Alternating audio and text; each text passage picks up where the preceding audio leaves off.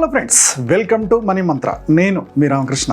మనం రోజు మనీకి సంబంధించి, సేవింగ్స్కి సంబంధించి, మ్యూచువల్ ఫండ్స్కి సంబంధించి, ఇన్వెస్ట్మెంట్స్కి సంబంధించి చాలా టాపిక్స్ మాట్లాడుకుంటాం కదా.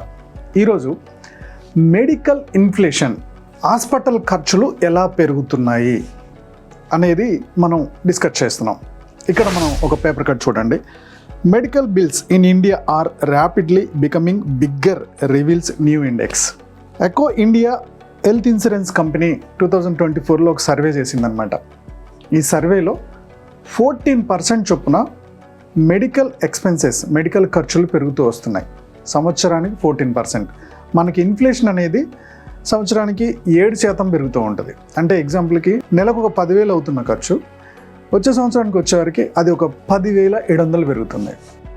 ప్రతి సంవత్సరం ఇట్లా పెరుగుకుంటూ పోతుంది. కానీ ఇక్కడేమవుతుంది, నీకు ఒక మెడికల్లో ఖర్చు 10,000 సంవత్సరం ఖర్చు ఉంటే ఈ 14% చొప్పున పోతే వచ్చే సంవత్సరానికి అది 11,400 అవుతుంది.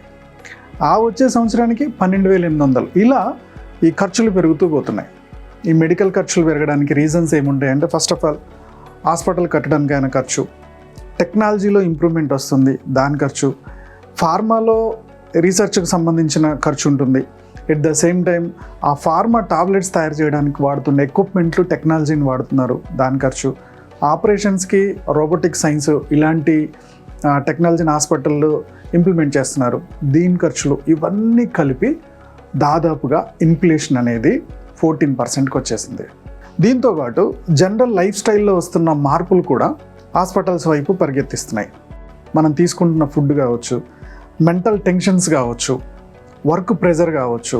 సో పొద్దున్న లేస్తే ఆఫీస్కి ఉరకడం, ఇంటికి రావడం, ఫైనాన్షియల్గా డబ్బులు సరిపోక మళ్ళీ సఫర్ అవ్వడం, అప్పులు చేయడం, సో జంక్ ఫుడ్ ఎక్కువగా తినడం, లైఫ్ స్టైల్లో ఎక్కడ ఎక్సర్సైజు, వాకింగ్లు ఇవన్నీ ఇంక్లూడ్ చేసుకోకపోవడం, ఏదన్నా ఒక ప్రాబ్లం వచ్చేంత వరకు వాకింగ్ స్టార్ట్ చేయకపోవడం, ఎక్సర్సైజ్ స్టార్టింగ్ చేయకపోవడం, ఫిజికల్ ఎక్సర్సైజ్, యోగా నుండి లేకపోవడం, ఇవన్నీ కూడా మనం హాస్పిటల్కి వెళ్ళడానికి దారి చూపిస్తుంది. సో జనాలు ఎక్కువ వస్తున్నారు. పెద్ద పెద్ద హాస్పిటల్స్ అన్నీ వాళ్ళ బ్రాంచ్లు ఎక్స్పాండ్ చేసుకుంటూ వెళ్తున్నాయి. ఆ ఎక్స్పాండిచర్ ఖర్చు అంతా కూడా మన మీద నిలబుచ్చుతాయి కదా. ఇప్పుడు ఒక ప్రాక్టికల్ ఎగ్జాంపుల్తో చూద్దాం ఇన్ఫ్లేషన్ ఎలా పెరుగుతుంది అనేది. 2000 సంవత్సరంలో ఒక నీ రిప్లేస్మెంట్ ఆపరేషన్కి 50,000 నుంచి ₹1,00,000 అయ్యేటి.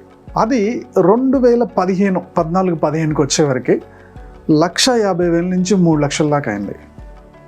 ఇప్పుడు ప్రజెంట్ డేలో ఒక మంచి హైదరాబాద్లో పెద్ద పెద్ద కార్పొరేట్ హాస్పిటల్స్లో అయితే 3,00,000 నుంచి 6,00,000 దాకా ఉంది. హాస్పిటల్ టు హాస్పిటల్ మారుతుంది. అది సర్జరీ మీద డిపెండ్ అవుతుంది. డాక్టర్ ఎక్స్పర్టైజ్ని బట్టి, డాక్టర్ సీనియారిటీని బట్టి దాని రేట్ పెంచుతున్నారు. 3 to 6 lakhs ఉంది. సో ఫ్యూచర్లో అంటే 2035 కల్లా యావరేజ్గా 4 lakhs నుంచి 15 lakhs దాకా దాని ఖర్చులు పెరిగే అవకాశం ఉంది. ఎట్ ద సేమ్ టైం ఇంకొక 20 years తర్వాత తక్కువ 10 lakhs నుంచి హయ్యెస్ట్ 40 lakhs దాకా వెళ్ళే ఛాన్సెస్ ఉన్నాయి ఈ ఖర్చులన్నీ. సో మెడికల్ బిల్స్ పెరగవచ్చు, టాబ్లెట్స్ ఖర్చులు పెరగవచ్చు, ఆపరేషన్ థియేటర్ ఖర్చులు పెరుగుతాయి, అక్కడ బెడ్ ఖర్చు పెరుగుతుంది, మెయింటెనెన్స్ ఖర్చులు పెరుగుతాయి, ప్రతిదీ కూడా పెరుగుతున్నాయి. దీన్ని మనం కంట్రోల్ చేసే సిచ్యువేషన్లో లేము. దీనికి మనం ఏం చేయాలి? సొల్యూషన్ ఏంటి? ఓకే, ప్రాబ్లం అంతా చూపించాము, సొల్యూషన్ ఏంటి? ఉండేది ఒక్క లైఫ్ బాస్. ఈ లైఫ్లో ముందు టెన్షన్స్ తగ్గించుకోవాలి. టెన్షన్స్ మ్యాక్సిమం మనం చేతులారా చేసుకునే కొన్ని, మనకి అనుకోకుండా వచ్చేటివి కొన్ని. ఎర్న్ ఫార్ములా అంటా నేను. EARN, earn formula. ఈ అంటే డైలీ కంపల్సరీ 40 minutes నుంచి 1 hour దాకా ఎక్సర్సైజ్ ఉండేది చూడండి. ఏదన్నా ఒక ఫిజికల్ ఎక్సర్సైజ్, వాకింగ్ చేస్తారా, జిమ్కి వెళ్తారా, రన్నింగ్ చేస్తారా, మీ ఏజ్ ఏదైనా కావచ్చు, మీ ఏజ్కి తగ్గట్టు, మీ హెల్త్ కండిషన్కి తగ్గట్టు యోగానా, మెడిటేషనా, ఏదో ఒకటి ఫిజికల్ ఎక్సర్సైజ్ అనేది కంపల్సరీ యాడ్ చేయండి. నెక్స్ట్ ఏ అంటే యాటిట్యూడ్. యాటిట్యూడ్ అంటే ప్రతి దానికి టెన్షన్ పడిపోవద్దు. అవతలోడు సంపాదిస్తున్నాడు, మనం సంపాదించట్లేదు, ఆఫీస్లో పాలిటిక్స్లు ఉంటాయి, ఇళ్లలో పాలిటిక్స్లు ఉంటాయి, రిలేటివ్స్లో పాలిటిక్స్ ఉంటాయి, ప్రతిదీ మనసులో పెట్టుకోకండి, ఎక్కడిదక్కడ వదిలేయండి. దేవుడు మనకి ఎంత ఇచ్చాడో, మన నాలెడ్జ్ ప్రకారం మనం ఎంత పాజిటివ్గా ఉంటామో, మనం ఎంత సంపాదిస్తామో, సంపాదించే దాంట్లో ఫ్యామిలీని హ్యాపీగా ప్లాన్ చేసుకుంటూ తీసుకెళ్ళిపోవడమే ఎర్న్. నెక్స్ట్ వచ్చేసి రెస్ట్. రెస్ట్ అనేది చాలా ఇంపార్టెంట్ బాస్. సో ఈ డబ్బు సంపాదనలో పడి దాదాపుగా 6 to 8 hours నిద్ర లేకుండా వెళ్ళిపోతున్నారు. ఒక ప్రశాంతమైన నిద్ర కావాలి.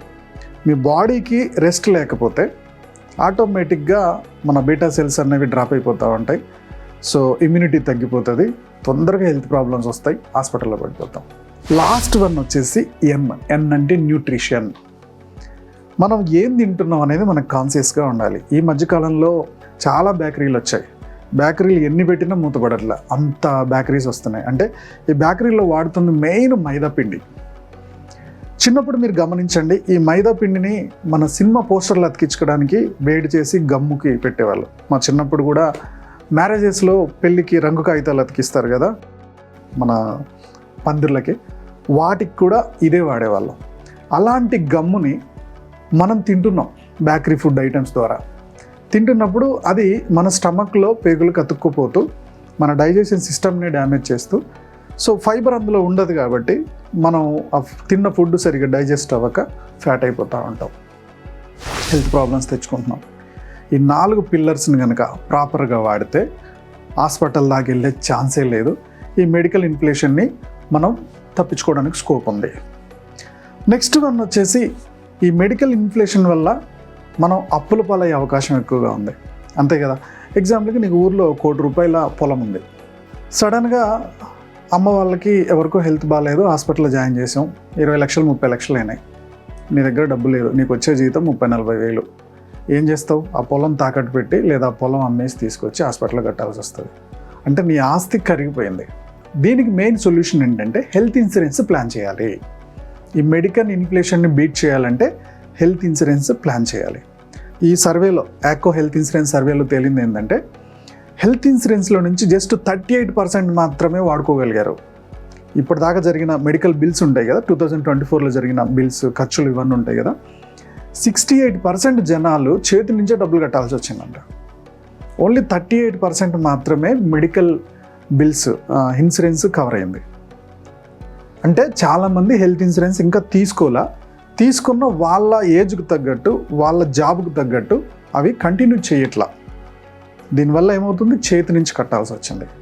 సో 62% చేతి నుంచి కట్టుకోవడం అంటే చాలా డేంజర్ సిగ్నల్. అది హెల్త్ ఇన్సూరెన్స్ అనేది పక్కా కావాలి. హెల్త్ ఇన్సూరెన్స్ ఎప్పుడు కూడా నాకు 20 ఏళ్ళు ఉన్నాయి, ఇప్పుడు 20 ఇయర్స్ 30 ఇయర్స్, నాకెందుకు హెల్త్ ఇన్సూరెన్స్ అని అనుకోవద్దు. హెల్త్ ఇన్సూరెన్స్ ఒకవేళ మీరు ఎంగేజ్లో ఉన్నప్పుడు హెల్త్ ఇన్సూరెన్స్ ఇప్పుడు అవసరాల కోసం కాదు, భవిష్యత్తు అవసరాల కోసం. సో మీరు ఎలాంటి హెల్త్ ఇన్సూరెన్స్ తీసుకోవాలంటే క్యుములేటివ్ ఆప్షన్ ఉన్న హెల్త్ ఇన్సూరెన్స్ తీసుకోవాలి. ఎగ్జాంపుల్కి ఇప్పుడు నీ ఏజ్ 25, సో 25 ఇయర్స్ 10 lakhs ఇప్పుడు నీకు ప్రీమియం. ఈ సంవత్సరం నువ్వు వాళ్ళ 26th ఇయర్స్కి వచ్చేవరకు నీ హెల్త్ ఇన్సూరెన్స్ కవరేజ్ ఈ పాత 10 lakhs, ఈ సంవత్సరం 10 lakhs, 20 lakhs కవరేజ్ ఉంటుంది. నెక్స్ట్ 30 lakhs, ఆ నెక్స్ట్ వాడకపోతే 40 lakhs. ఇలా ₹1,00,00,000 నుంచి 6 crores దాకా కవరేజ్ ఉన్న హెల్త్ ఇన్సూరెన్స్, క్యుములేటివ్ ఉన్న హెల్త్ ఇన్సూరెన్స్ని ప్లాన్ చేసుకోండి. నీకు ఒక 20-30 ఇయర్స్ తర్వాత అమ్మగారికో ఎవరికో నీ రీప్లేస్మెంట్ ఆపరేషన్ చేయాల్సి వచ్చింది. నీకు ఆల్రెడీ హెల్త్ ఇన్సూరెన్స్లో కవరేజ్ ₹1,00,00,000 దాకా ఉంది. సో ఆ 20 ఇయర్స్ తర్వాత మనకి ఎంత అనుకుంటున్నాం ఇన్ఫ్లేషను? ఆ నీ రీప్లేస్మెంట్కి 10 lakhs నుంచి 40 lakhs అనుకుంటున్నాం. ఈ 40 lakhs ఆ ప్రీమియం నుంచి వెళ్ళిపోయింది అనుకోండి, మీరు ఫైనాన్షియల్గా సేఫ్గా ఉంటారా లేదా? కాబట్టి హెల్త్ ఇన్సూరెన్స్ అనేది చాలా చాలా చాలా ఇంపార్టెంట్. సో నేను హెల్త్ ఇన్సూరెన్స్ని అయితే ఆదిత్య బిర్లా దాంట్లో ప్లాన్ చేసుకున్నా. ఇది క్యుములేటివ్ ఆప్షన్ ఉంది. ఇలా HDFCలో కూడా ఉంది ఆప్షను, నావీ భూపాల్లో కూడా ఉంది. సో చాలా కంపెనీస్లో ఉన్నాయి. ఒక్కసారి ప్లాన్ చేసుకోండి, క్యుములేటివ్ ఆప్షన్ ఉందా లేదా చూడండి. ఆ తర్వాత మీ కంపెనీలో ఒక ఇన్సూరెన్స్ ఇచ్చారు, ఈ కంపెనీలో 5 years ఉన్నారు, నెక్స్ట్ ఇంకో కంపెనీకి వెళ్ళిపోయారు, ఈ ఇన్సూరెన్స్ కొలాప్స్ అయిపోయింది, కొత్త ఇన్సూరెన్స్ స్టార్ట్ అయింది. మీరు అక్కడికి వెళ్ళిన 6 monthsలో పెద్ద హెల్త్ ప్రాబ్లం వచ్చింది ఇంట్లో, ఫ్యామిలీకో ఎవరికో. ఆ కంపెనీ ఇన్సూరెన్స్ని అడిగితే ఇది కవరేజ్ అవ్వదు, 3 years దాకా టైం పీరియడ్ ఉంది అన్నారు. అప్పుడు ఏం చేయాలి? చేతి నుంచి కట్టుకోవాలి.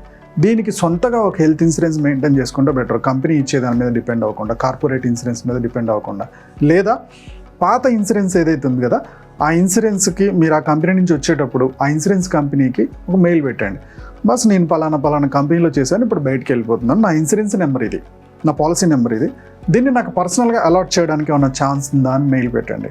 ఇన్ కేస్ అది పర్సనల్గా మీకు అలాట్ అయితే ఆల్రెడీ 5 years నుంచి మీకు అది ఓల్డ్ ఇన్సూరెన్స్ కాబట్టి బయటకు వచ్చేసిన అది మీకు సడన్గా ఏదైనా హెల్త్ ప్రాబ్లం పెద్ద అమౌంట్ కట్టాల్సి వచ్చినా ఈ ఇన్సూరెన్స్ మీకు హెల్ప్ అవుతుంది. అయితే చాలామంది మాకు 20,000 30,000 జీతం వస్తుంది సార్, ఇంత ఇన్సూరెన్స్లు ఎలా కట్టాలి సార్, మాకు సాధ్యమయ్యే పని కాదు కదా, భవిష్యత్తులో ఇంకా ఇన్సూరెన్స్ ఖర్చులు పెరగబోతున్నాయి, దీన్ని ఎలా హ్యాండిల్ చేస్తాము అని చెప్పి చాలామంది అనుకుంటున్నారు. బస్ మన శాలరీ 20,000, 30,000, 40,000 అనేది మనం డిసైడ్ చేసుకుంటున్నాము, మనం ఫిక్స్ అయిపోతున్నాం నాకు ఇంతే వస్తుంది అని. బయట చాలా ఆప్షన్స్ వచ్చినాయి, ఇంటర్నెట్ వచ్చిన తర్వాత చాలా ఐడియాస్ వచ్చాయి, చాలా ఇన్కమ్ ఆపర్చునిటీస్ కనబడుతున్నాయి. ఫైనాన్షియల్ ప్లానింగ్, బిజినెస్ కన్సల్టెన్సీతో పాటు నేను డైరెక్ట్ సెల్లింగ్ బిజినెస్ని కూడా చేస్తూ చాలామందికి ట్రైనింగ్ ఇస్తూ ఇన్కమ్ సంపాదిస్తున్నాను.